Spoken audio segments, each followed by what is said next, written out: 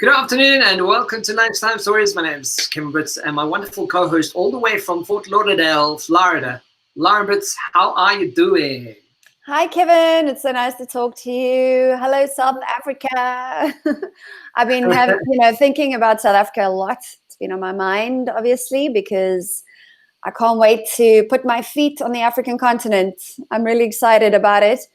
Right now here in America, we got a lovely long weekend coming up. As I said to you before, it's Thanksgiving week. So by Wednesday, Thursday, everyone will be giving thanks and with their families and traveling and all that good stuff, taking some time out. But otherwise, it's really great here. No storms, just good old sunny South Florida. How's South Africa doing? South Africa is, it's an interesting time. we are having some really cool rainy weather. So in Joburg. Yesterday or the whole weekend, really, we've had just nice long hours of rain. Wow. Which is really great for because there has been some heat waves that hit us in the last month. So the rain is really appreciated. But we've also have some rain coming up this entire week. Oh, so wow. There's clearly something happening, like in some clouds cover in the southern hemisphere right now. Well, it's always good when it rains there, right? Because it's always great when it rains there, I think, because you guys get a lot of droughts and very dry. But we also, Joburg has those. It depends on the time of year, but usually December, January, we have those thunderstorms, afternoon thunderstorms. Oh, I love it. By 4 o'clock, it starts gathering, and then there's thunder, and there's lightning, and there's rain, and then it stops. And that happens almost every day. But this year's weather seems a bit different. I do remember the magical, very electric thunderstorms we used to have out in Pretoria and Johannesburg, and it was just unbelievable. And the wind that used to come with it, and the smell that would just permeate through your house, just this cleanse, beautiful cleanse through your house. I just miss that so much, actually. Here we have a lot of thunder and lightning, although sometimes there's lightning and the thunder is nowhere to be heard. We're not sure how that works, but that's interesting. Yeah, definitely a lot of electric storms and whatnot. So just a catch up on our some of our previous conversations. As our lunchtime series correspondent from Fort Lauderdale, Florida, tell us what's happening with Trump. What's happening in the elections? What's happening with Biden? How's the energy? What's happening in the world right now in Florida? It's interesting because now you're kind of, you go from one day to the next. We've had the elections and blah, blah, blah. And now we're here and everything is still just moving along. I think the couple of people or the few people I've spoken to in the last few weeks, different people, different backgrounds, different views on life, different political backgrounds. I think everybody feels like they're still kind of holding their breath. One of my clients also happens to be a politician who was very happy with the outcome of the election, and he also is still holding his breath. So it does feel like it's not quite over yet until we get the gauntlet down, until somebody says, okay, we're done, like a judge or somebody. So I think a lot of these things are in court right now, and Rudy Giuliani's heading up Donald Trump's legal team. And of course, the media was more interested. I don't know if you saw this or not, but they were more interested in the dye that was sort of running down his neckline and his hair than what he had to really say, I guess, Fly on Pence's head. Yes. Yes, exactly. I mean, you must admit, though, it's things, but you're in a very important position. When you're in those positions, you kind of have to take care of all of that. You got to make sure that your dye is not running. Well, the first thing that came to my mind was, A, like, really, come on, guys, like, report the news. B was, Rudy, why are you dyeing your hair? Like, why? I mean, you don't have to. You're an older guy, you know, go George Clooney style. Like, that was the second thing. I was like, you don't need to dye your hair. But you know what? The interesting thing is there's a weird consensus that if anybody is ever going to get through this legal process in the political system, it could only be Donald Trump, because after every election, everyone really screams voter fraud to some degree. They'll try to, you know, just put it in there, see what happens, but it never, ever becomes anything. It's normally thrown out and it's like whatever, and it fades away. But now they're going to task, you know, and then you look at some of the stuff and you wonder, was there voter fraud? And a lot of people are like, this is America. I've worked in the voter, you know, registration office, or I've worked in the offices and I've seen how it is, and that's not how it is. And I'm like, how do you know? You know, there's 50 states, millions of offices, you know, you might not actually know, even if you work there. So it's a weird thing. I don't know if it's real or not, but definitely they are taking it right to the end to see if they can win it. So one of my questions as well, just to touch on it, and like I don't want to go into depth now, but one of the questions that does come up the whole time is, why is there no lockdown happening in the US? Why is there no stringent measures? I was, you know, just between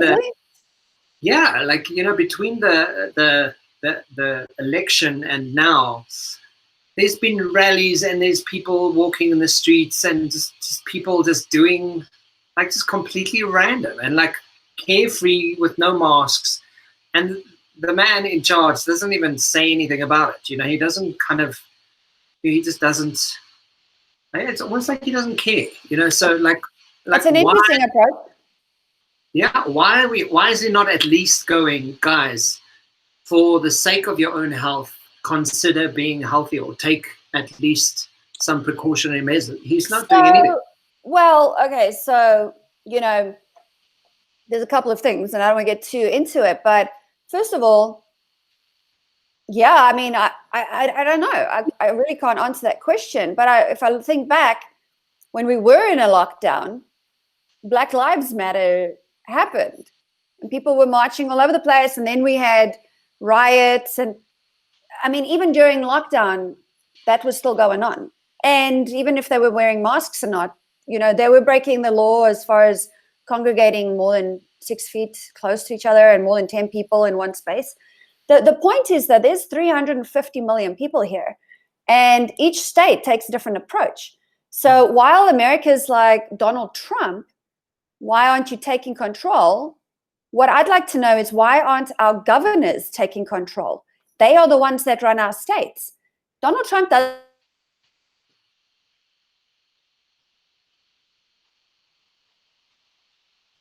supposed to take responsibility. Now, the onus on a world pandemic is going to go to your president. But now I'm also wondering, why are the governors waiting for Donald to say something? Why aren't they say something? You know, like, I don't know. There's something very weird going on. Like, it's not, I don't think it's as simple as he doesn't care. I think there are other things happening for sure. Yeah, but I think, you know, in that position, you kind of have to be the voice of the nation. And, you know, especially when there's a pandemic, you kind of go, let's at least share some insight and some concern. I mean, he's more concerned about not losing and we won on his Twitter account than, guys, please wear masks. You know, it's it's just like from a complete observational perspective, I kind of wonder what the hell's going on. There are other things. There are other things. There are other stories. There's a lot more than meets the eye. I think we can all agree on that. And I completely hear that. I just think when you hold that title, like, it comes with a whole bunch of responsibility. You can't be so flippant. It's true. You can't be so flippant about it. I also don't think that people understand that responsibility. So especially people outside of America. Half of America doesn't understand that his responsibility. Unless you go in and actually look at what his responsibility is, it can be very easy to think that it's just him that has to do everything. But he's got 50 governors pushing back on him, potentially. It's not just one person managing a whole country. Or every single one of our states is a little state. So imagine, but even so, if you look at the government, let's take Donald out of it. If you look at the president of the United States, he's not here to tell everybody what to do. He's not. And we spoke about this the other day with regards to allowing people to make their choices, right? I'm not saying we shouldn't have more about the pandemic. I'm not saying we shouldn't, but what I am saying is the illusion that people draw from that when they're not seeing what they think they should see is just that, an illusion. There's a lot more going on than any human can possibly imagine. And I will tell you, let me just take it from my day-to-day experience, because that's what I can really go by. Everybody wears masks everywhere we go. Okay. In my sessions, I'm allowed to take my mask off, provided I'm 6 feet from you and you have done your due diligence coming to my session, right? There's no, nobody's, everybody's sort of, we go to gym, I wear my mask. I actually work out with a mask on, right? I'm doing high intensity interval training. I'm still got my mask on. We wipe down the equipment every single time we use it. So this is how the world is around me. I go to the shop, I have to wear my mask. I'm still not allowed to go in there. But fly out to New York City and you might have a different experience. Fly out to Utah, you might have a different experience. Fly out to, California, you might have a different experience. So all I'm saying is it's very difficult to take America as a giant big whole and just pile that one thought onto all of it. It's an extremely complex creature. So all I'm saying is maybe Donald Trump doesn't care, but I'd be careful about being the only conclusion you draw from the lack of information you're hearing. There are other things happening. Yeah, but if you make parallel sort of comparison to what South Africa's done, we quite clearly have had a president go, wear your masks. You have to wear masks. You have to keep a distance. There has been quite clear, defined rules of things you have to do in the entire country. And how's that going? It's going. I think it's going far better than a lot of countries. I mean, we've literally been pushed up to level 1, whatever that is, in every country. But for South Africa, that means we have a lot less restrictions than we've had throughout the year. But also, they've also raised restrictions on our borders, and that's why you're coming to visit. So there's stuff that's working, and I think it's. I think there should be a lot more. There could have been a lot more that he could have done in terms of saving lives. I think in the beginning, absolutely.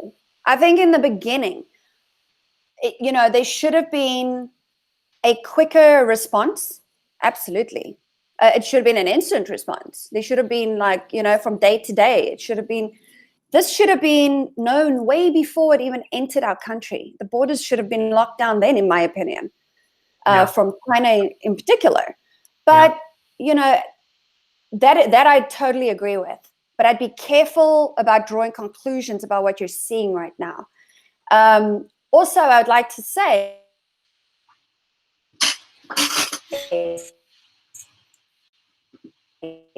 in comparison, would work here. It doesn't work here. What happens is you will get absolute revolt and revolution. The people here are not used to being handled in that way. And also the extreme version that they used as far as not making alcohol and cigarettes available and using, in my opinion, COVID as an opportunity to further their agenda of corruption. So, at least we had things available to us. there's 300 million more people here than there is in South Africa. That's an enormous amount of people. And I just think that it is a very different experience. I feel like I live in the country Florida. You know, I don't feel like I live in the country America. I live in Florida. It's very specific. The you know, everyone has their different rules and whatever. But whenever I go to another state, in fact, in my opinion, I wouldn't mind if each state became a country, as, you know, like a European version, where we're free to travel, but there are, you know, leaders of each place. It's easier to handle it, I think. What's interesting is that there's, you know, the COVID vaccine that they are talking about. The World Health Organization has also published something on their website in terms of who should get the vaccine and who shouldn't. And it's really interesting on, like, how do you, because they obviously not going to be able to produce enough vaccine fast enough just to cover the whole population, the whole world. So it's, I mean, they're going to be able to do it in large batches, but not enough to, but one of the statements they make is the first priority must be to vaccinate some people in all countries rather than all people in some countries. I mean, how do you feel? How do you feel about taking a vaccination, Kevin? I don't know yet. I think that's the question. They should give it to those who want it. Because, there's a large population. Would you take the vaccination? No, I won't. Yeah, I'm undecided on it because I reserve the right to change my mind, as all humans are allowed to do. But as I sit here right now, with the things that I am concerned about in the world, you would have to tie me down and give it to me involuntarily, because I will not take it. No, there's absolutely no reason for me to take it. And also, you know, if we're going to vaccinate people first, let's vaccinate the aged, let's vaccinate those that are at risk. But let's vaccinate those who want to be vaccinated, because if it becomes a compulsory vaccination, then I'm going to, personally, I have questions. Yes. Now, I would have a severe problem if it was compulsory. I think that's the fear. And, you know, often when we live in fear, we try to stop things from happening because we're fearing it.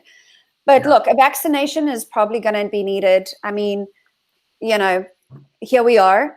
But I often wonder about government agendas. You know, everyone's like, oh, it's just the government. They're just there and they're just happening like a flower. It's a campaign. It's a marketing campaign. And it's I'm not saying it's out there to do you harm necessarily, but it's built in a way that it very much could. You know, it could. So what else are you delivering via vaccine? Yes. Is the question. Also, I've seen some of these vaccines, the prototypes of them. Some of them look like Band-Aids, where you can't tell you're being vaccinated. So the little teeth on the Band-Aid will sit into your pores on your hand, and they'll vaccinate you, and they'll deliver, you know, potentially other things. For example, this comes up. COVID-19, the name of this virus, COVID-19. What does that stand for? Oh God, I don't know. You know what? Yeah. Well, it seems to me like it stands for, you know, coronavirus identification.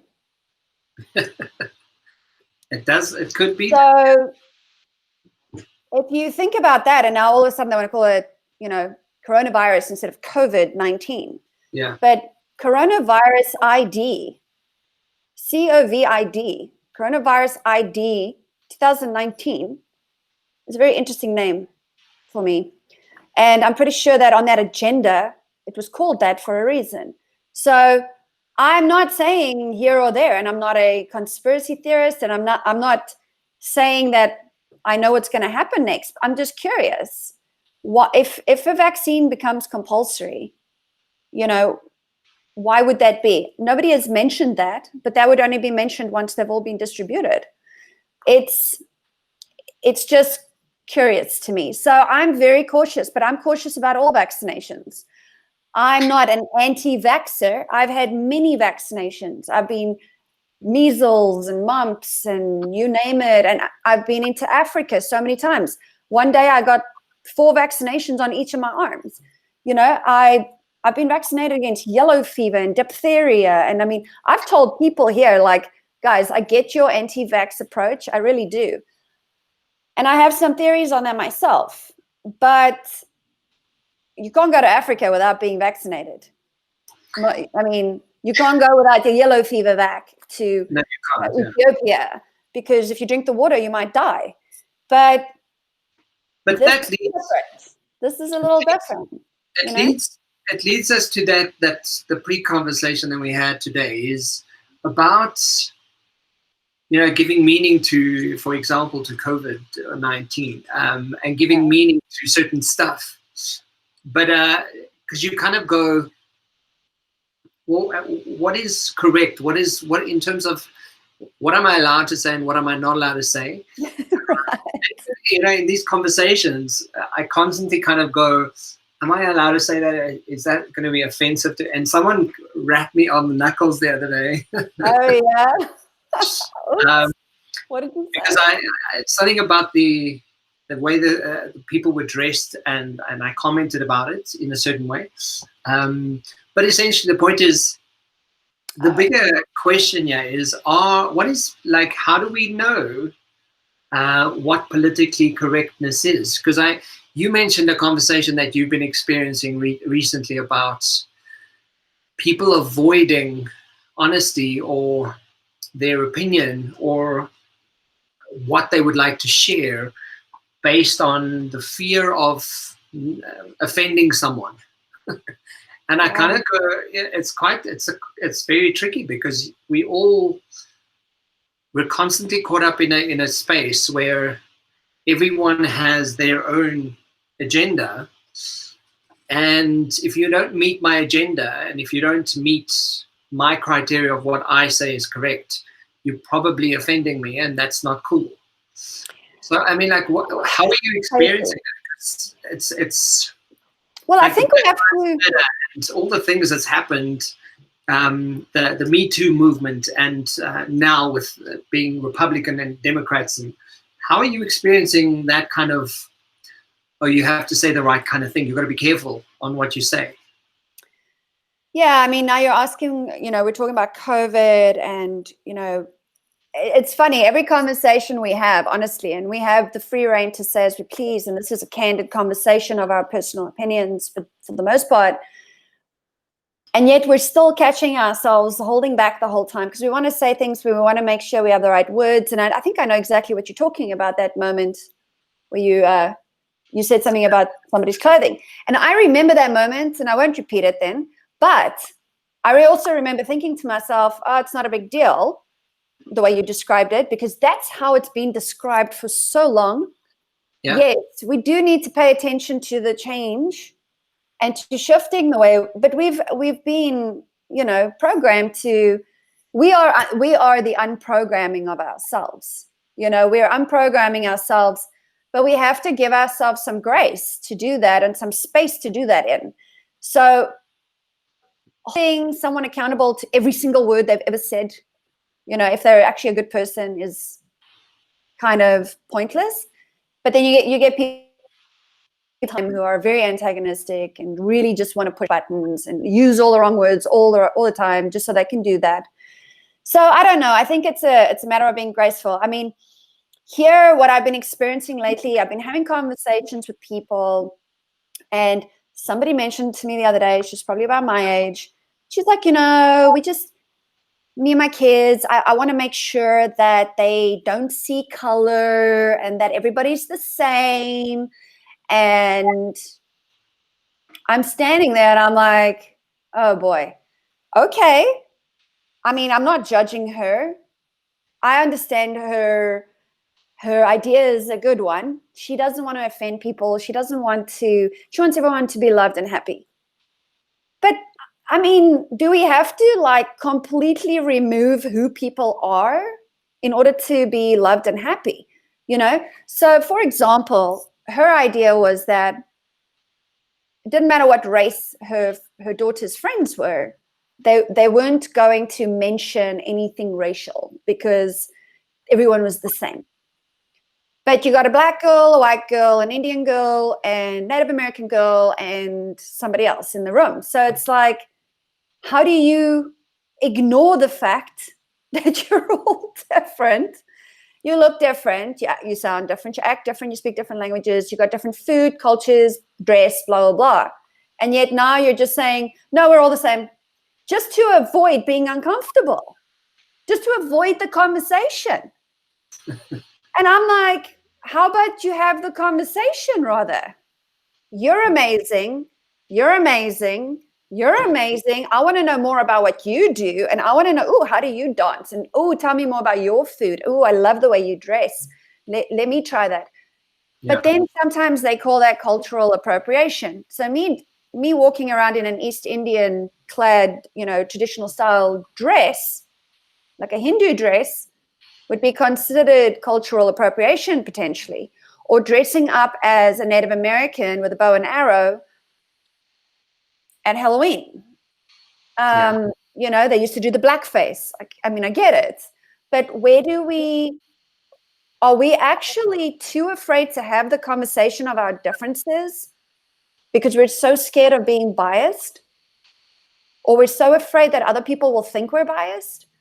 I've had these experiences in South Africa, and I'm not saying everyone here operates that way. I'm just saying that I think some people are afraid of talking about their differences, and so they just go to, we're all the same. I know when I was teaching at a high-end school here in America, I had one black girl in my class, and the first day I walked in, I'm like South African. I'm like, yay, hey, what's up, people? Oh, look, you must be my token black student.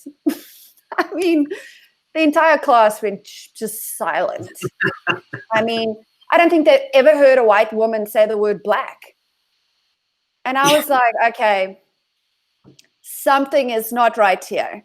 So the word black had, I guess, in that state, being connotated with other things. And if I pointed out that you were black, it was somehow shocking.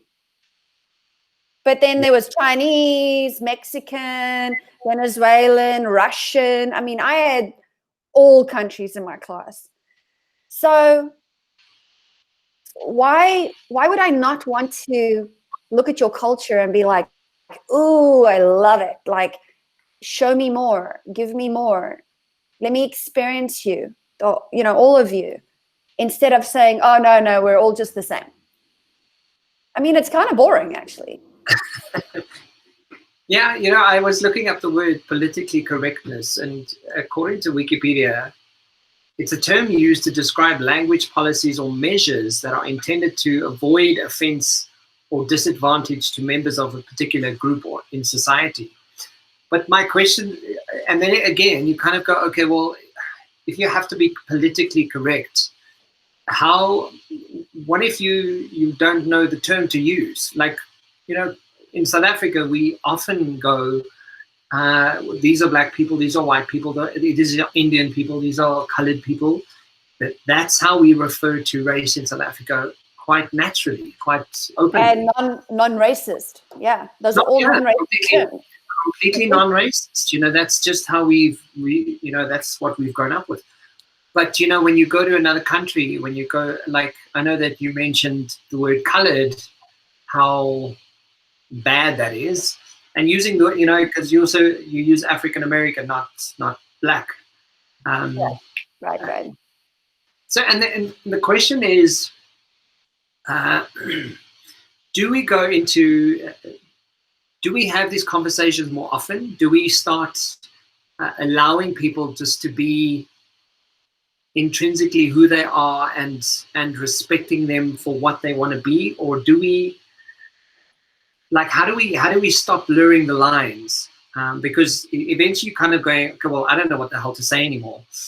I'll give you a simple example. Recently we're doing some training, and one of the girls, one of the delegates in the training, she's an Indian woman that was joining part of a training group, and all the trainers that were in the group were African American black men, and her bias to knowing anything about training or training from anyone was, her first thing she noticed was, oh, these are black men. And then she openly shared that and said she, in that moment, kind of realized that her bias was that she paid attention to the fact that these were black men. And I think it's strange because I remember you and I also having a conversation about, you know, when my mother sat me down and said, oh, so, you know, you're going to school with black people now. And I was like, why are we sitting down for this moment, right?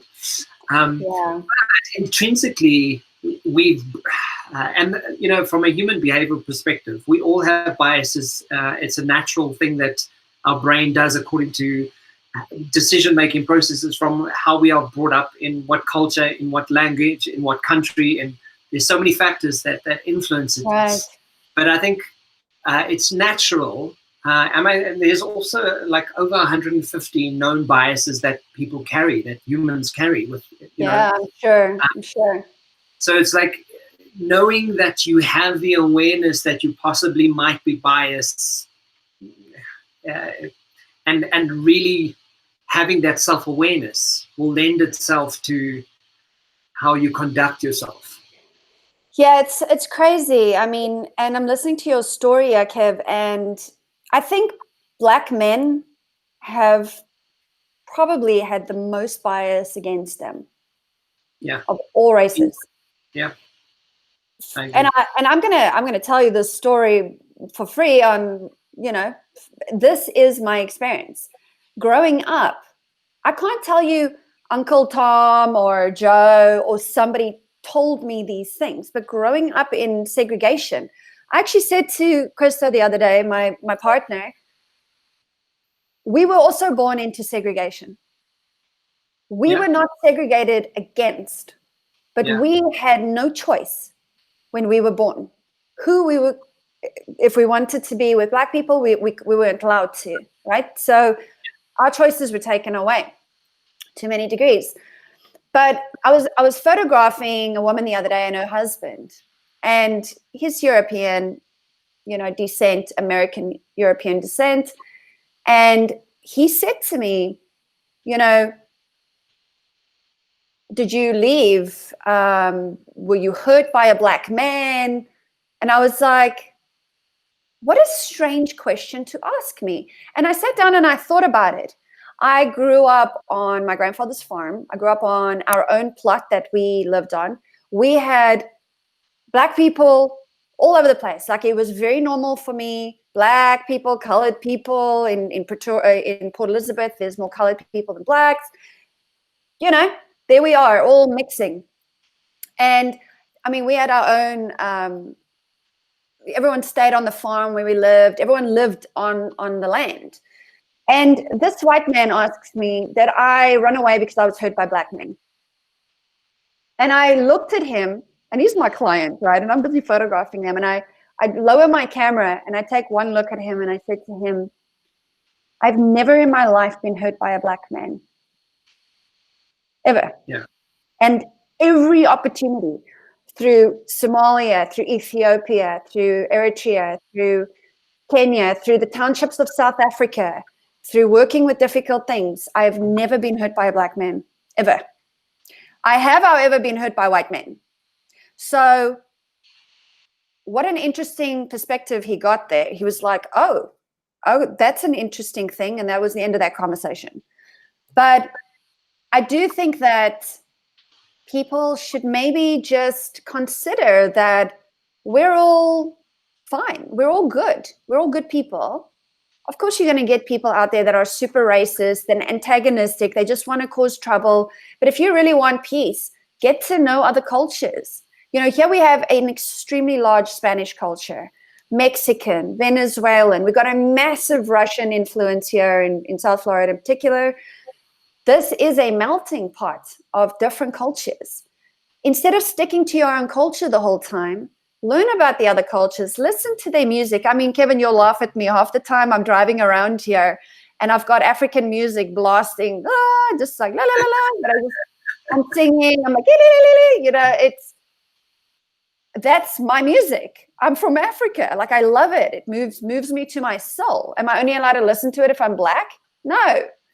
You know, it's, if I... You know what also, sorry, but you know what also occurs to me is the bias that men hold. And I come from a position where I grew up in a very Afrikaans religious background, and very conservative. So you get married, you have children, you live happily ever after scenario, which wasn't my story and not how it played down for me. But the bias that I grew up with was that, you know, when you're a man behaves a certain way and does certain things. So by the time I came out as a gay man in my early 30s, and really getting to grips with what that meant, I suddenly realized that every time I walked into a boardroom to do coaching or doing any training, I would not go, or I would not share myself to a degree of openly saying, yeah, you know, if anyone asked, I would openly say, yeah, I'm gay. I have a partner, or based on the fact that I again grew up with that very strong conservative background, and today, you know, I think it's far better than I grew up with, and in the last 10 years of my life. But I think there's still a strong bias that you know, people hold, and you have that awareness by going, well, and it's all the assumptions we make about people, and I think it's changing slightly in how we see the world and having conversations like this, that, you know what, it doesn't really matter who walks into the door, what color they are, what sex they are, what sexual preference they have. Inevitably, you know, if a person does the job and they do it well, that should matter. But I think, you know, the bias, and also being in an Afrikaans religious conservative family, I've also gone on very many dates with Black men. And I think I mean, that's something we've never really spoken about. You know, it's very interesting there.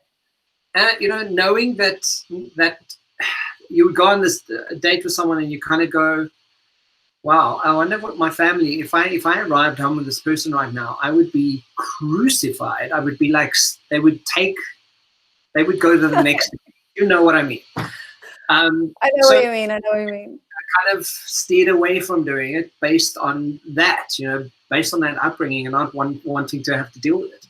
But I think, and that's why, you know, it's so important to be able to have this conversation, because I think people, as much as we have our differences, you know, I think a large part of this needs to be recognized as, and I think it boils down to one simple thing, that is just respect the other person.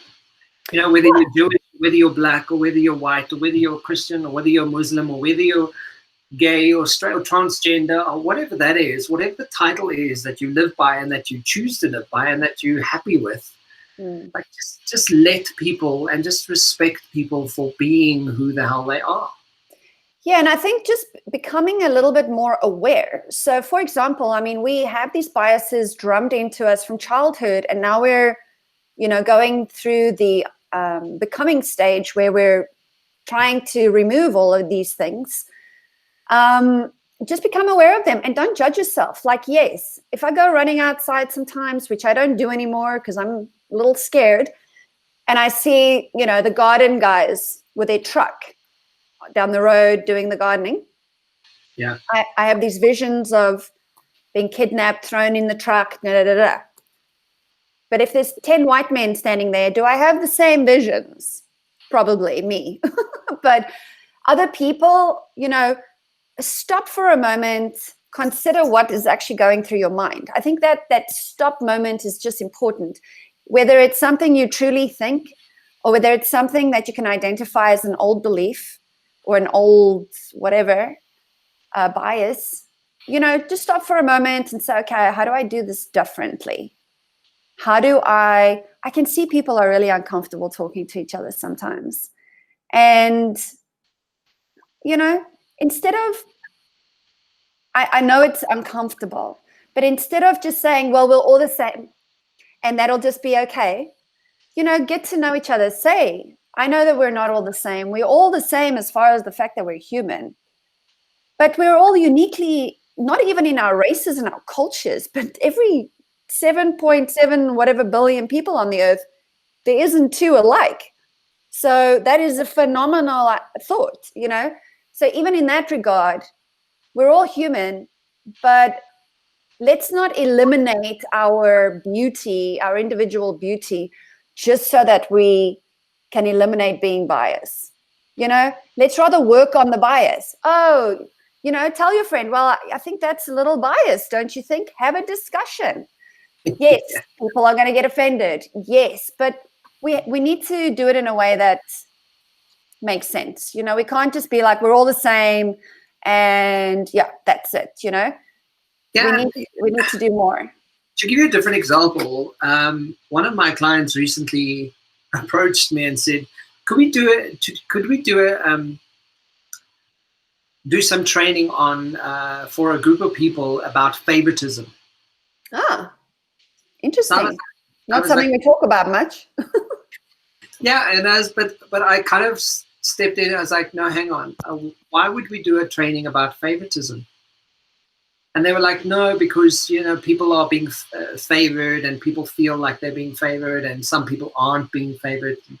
And I'm kind of going, yeah, but then favoritism's not the problem. It's really the bias that we hold within what we see.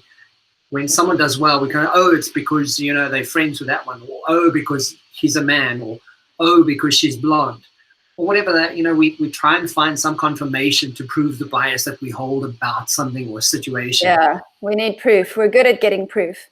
So yeah, it's not really about favoritism. It's really understanding that as humans we have biases, and if you understand your bias more thoroughly and you really get your brain wrapped around what that means and how it shows up, it's not like you can walk around changing your bias all the time going, oh no, it's not, I'm not confirming my bias, I'm not looking but you can have the awareness of, oh, is this a bias kicking in? Do I have some kind of bias against it? Like, is it because of what I've grown up with in my world? And the more aware we are about how to deal with that conversation, I think that lends itself to politically correct far easier. Because essentially it's avoiding offense, disadvantage to members. When you're just a decent human being, you may invariably put your foot in your mouth sometimes, but when you're in consideration of what you and how you show up, you might consider, and it might communicate differently than you usually would. Yeah, and I mean, I don't know about other people, but I'm here to explore, have a great time, learn, grow, screw it up, do it again. So I just can't imagine. I mean, I cannot imagine living in South Africa, not dancing, not singing, to all our cultural music. The other day, I give a little plug, but the other day we were driving around here and we were listening to Appel. what was that? Something about my heart is my boer's heart. My heart is a boer. I don't know. Anyway, what a beautiful song, right? And then next thing we've got, Black Coffee DJing. And we're always listening to our music, and we're sharing it around here as well. And people love it. I've got it, when we go paddle boarding and stuff, I got my radio and we play lovely music. But I just can't imagine, living in South Africa. I've eaten biryani from our lovely Indian families. They make the best food, and Bollywood and the music and the dress and the clothes and the eyebrows and everything. Just, there's fashion, and then you get our Black cultures, which are, if you've ever been in a township, it's just an experience. Yeah. The creativeness that comes out of it fills me with desire and with like gratitude in life. I love what comes out of our cultures. So I can't relate to somebody who hates other cultures so extremely, or doesn't want to even be part of another culture, or doesn't want to cross any border with another culture. It's weird. And here in America, there's a lot of words that they use in racist terms that we don't hear in other countries. So I don't even initially realize they're racist terms until later. But, of course, you have the redneck, and you got the cracker, who's like a white man. A redneck is like your southern, trucks and dungarees, and all of these things are just from the movies, and even though they might tend to that a little bit, I've met Southern people that are incredible. I've met, Native Americans, which is something new for me. I'm like, this is amazing. Like, tell me more, So it's interesting for me. I wonder, to me, that makes life diverse, colorful, interesting. I can't imagine a world where I'm just part of my own race and my own culture and my own everything, So even for me personally, I'm working at trying to see where my biases are that occur naturally, the ones that I can't see. I urge also my friends to tell me. For example, there's obviously a large Hispanic community, but there's a difference between saying Hispanic and Latino. Some of them are more sensitive to the one than the other.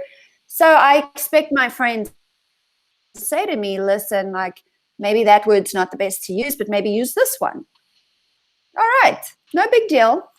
I would say that the only time you need to is if you're adding in, some adjectives. So, yeah, that's when things start getting ugly and nasty. But identifying people for what they are and being there, I don't think that's, that's a big deal. So I would say... Last sentiments. Tell us last sentiments on what do you think people should take away from this conversation? I think explore other cultures. Start looking, and you may find something you just really, really love. And just start talking to people, in the line, and talk to somebody you've never spoken to today. Go and find someone you would never talk to normally and strike up a conversation with them and see what you find, I would also say maybe everyone just turn to themselves and look at your own biases, the ones that have been programmed into your head over time that we often overlook because we're so used to them. We often say things and then we track back and say, oh, maybe I shouldn't have said that. But also at the same time, let's not be too hard on each other. This isn't like, oh, you said the wrong thing. How dare you? Like, let's help each other along. Let's walk each other home. We're all in this together at the end of the day. So, yeah, what do you think, Kev? I think it would curiosity, but thanks to what you were saying. I think it's, when you just are curious about human nature and cultures and people and language and food and cities and countries and history, you kind of, you're doing yourself a favor. Like, do yourself a favor and get your head out of your ass for 5 minutes. Yeah. See, there's the best advice. let me just put me on over here for 5 minutes and kind of go, okay, well, let me see, and let me just be a little bit more curious for the sake of it. You know, if not for any other reason, just for the sake of curiosity, just do that. Absolutely. And, you never know what you're going to find. You never know. I teach what I do, and I'm constantly busy with this. So so I'm held responsible to it more than just someone not teaching what I'm teaching. But because I'm held responsible to it, I'm so aware of it constantly. You know, like I'm constantly asking myself, okay, well, is that fair? Are you being curious? Are you being an ass? All right. Well, that self-reflection will be very helpful. I mean, I also do that. Sometimes I'll say something and it feels wrong. And I'll be like, hold on, what did I just say? And then I'm like, okay. And then I'll purposefully out loud say, okay, guys, just backing up here. Let me just re-say that. Because I feel like the verbal needs to be sometimes very clear. But you're right. And, I think we do need to come together, though, with it. Because there's a lot of feelings and there's a lot of changing. And we're all just doing the best we can, I think. So let's walk each other home on that one. Absolutely. Lauren, thank you so much for joining us again from Fort Lauderdale, all the way from the US. If people want to check you out and what you do and what you're busy with, where can they go to see that? Thanks, Kev. Yeah, it's always great to be with you. And I would absolutely love to talk to some of the business owners and business people in South Africa. I'm a luxury branding photographer. I do specialize with commercial architects, but we do bring that out to any businesses that are in need of some beautiful and very powerful branding imagery. So if you are, hop onto my website, www.laurenbritsphotography.com, and just click on book a complimentary consultation, and we'll have 30 minutes together online and we can talk about what's happening. I'll be in South Africa working the first few weeks in January. So if you want to hit me up, we'll talk about it then. www.laurenbritsphotography.com. Fantastic. And if anyone wants to hear more about what I do, leadershipbydesign.co, just CO, leadershipbydesign.co. Lauren, thank you so much. And thanks for chatting. I'll chat to you later. Thanks, Kev. Have a great week. Cheers. Bye. Bye.